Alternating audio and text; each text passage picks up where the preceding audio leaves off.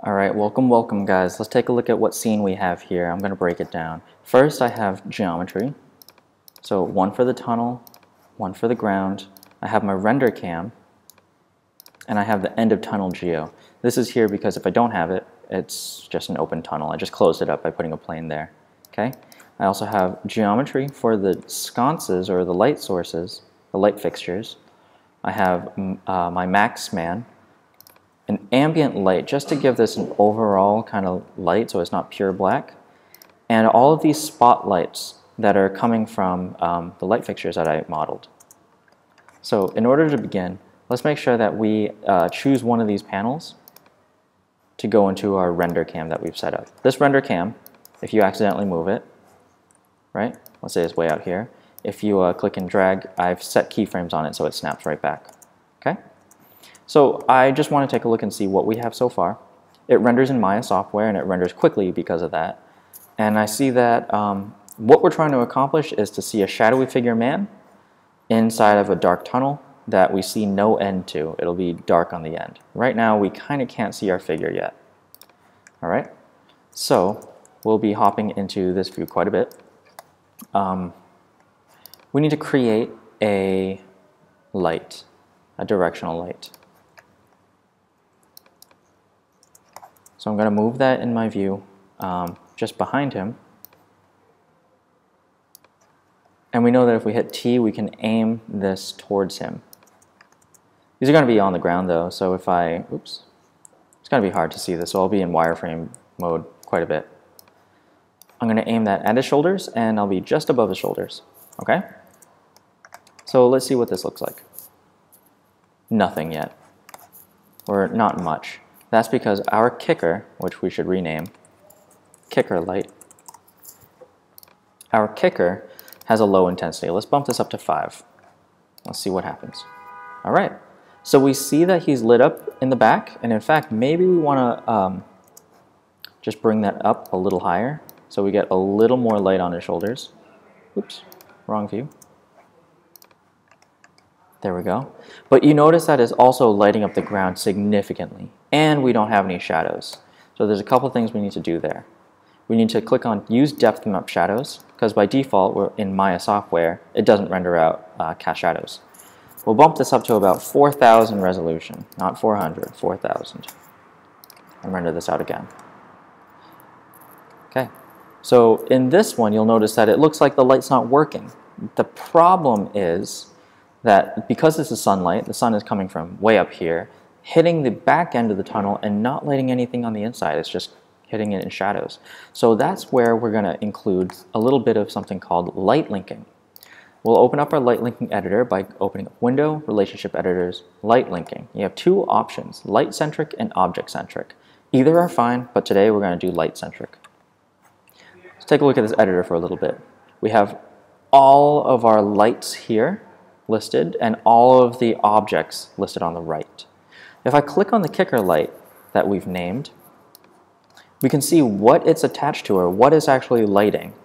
So we want to keep what we want to light. All of this garbage on the bottom has to do with max, as well as the max rig, of course.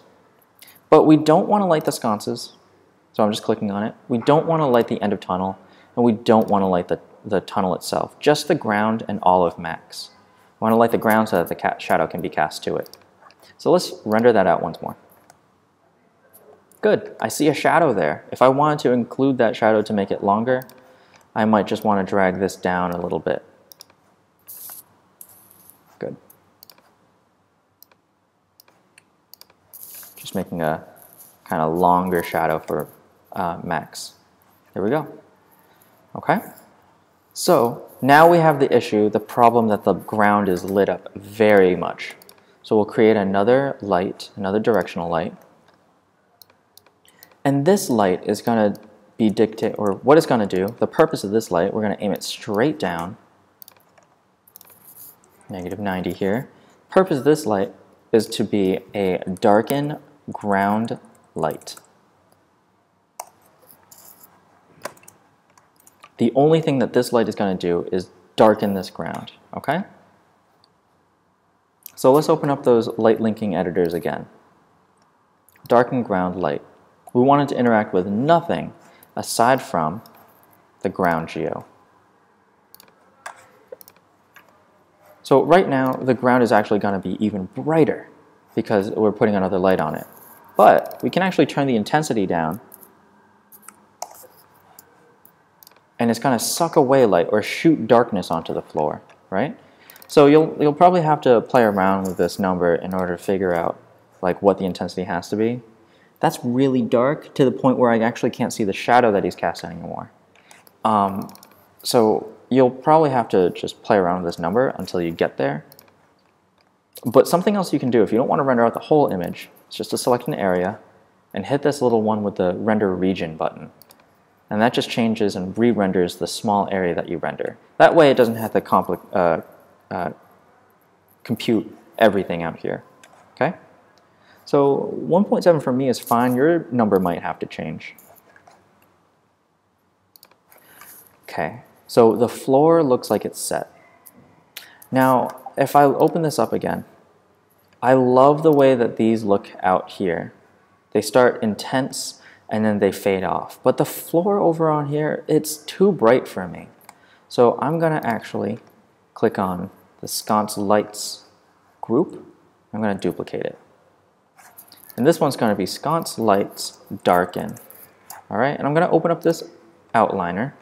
If you don't have it open, you can just go to Window, Outliner, and rename all of these so I know exactly what I'm dealing with. Oops. So I'll name it Sconce Spotlight 1 Darken, Sconce Spotlight 2 Darken. I'll rename each of these.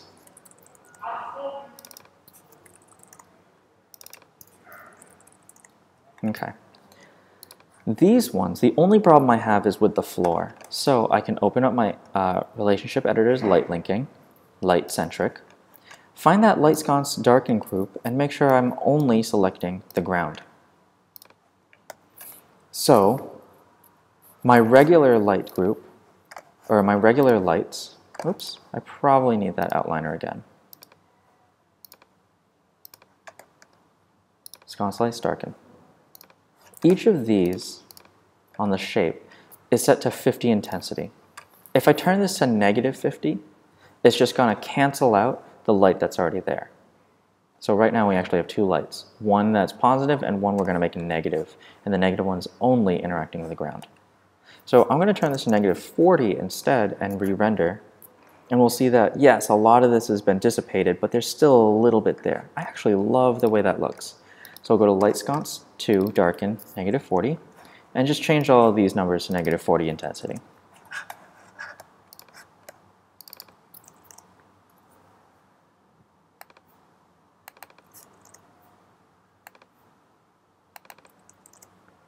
Okay, and we'll re-render.